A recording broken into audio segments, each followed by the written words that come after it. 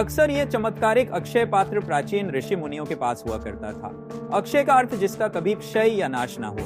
दरअसल एक ऐसा पात्र जिसमें से कभी भी अन्न और जल समाप्त नहीं होता। जब भी उसमें हाथ डालो तो खाने की मनचाही वस्तु निकाली जा सकती है। अक्षय पात्र संबंधित एक स्रोत भी है। महाभारत में अक्षय पात्र संबंधित एक कथा है। जब पांचों पांडव द्रौपदी के साथ 12 वर्षों के लिए जंगल में रहने चले गए थे, तब उनकी मुलाकात कई तरह के साधु संतों से होती है।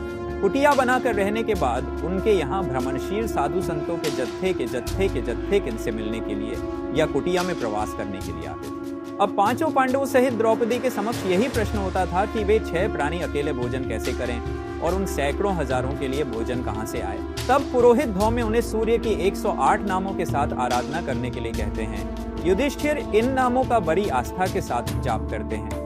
अंत में भगवान सूर्य प्रसन्न होकर युधिष्ठिर के पास प्रकट होकर पूछते हैं कि इस पूजा अर्चना का आशय क्या है। युधिष्ठिर कहते हैं कि हे प्रभु, मैं हजारों लोगों को भोजन कराने में असमर्थ हूँ। मैं आपसे अन्न की अपेक्षा रखता हूँ। किस युक्ति से हजारों लोगों को खिलाया जाए, ऐसा कोई साधन मांगता हूँ। तब सूर्यदेव एक तांबे का पात्र देकर उन्हें कहते हैं, युधिष्ठिर, तुम्हारी कामना पूर्ण हो, मैं 12 वर्ष तक तुम्हें अन्नदान करूंगा।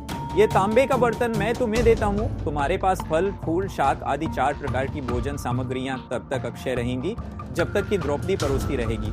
तांबे का वह अक्षय पात्र लेकर युधिष्ठिर प्रसन्न हो जाते हैं। कथा के अनुसार द्रौपदी हजारों लोगों को परोस कर ही भोजन ग्रहण करती थी। जब तक वह भोजन ग्रहण नहीं करती, पात्र से भोजन समाप्त नहीं होता था। जनश्रुति के अनुसार इसी तरह का अक्षय पात्र आज भी हिमालय के साधुओं के पास है।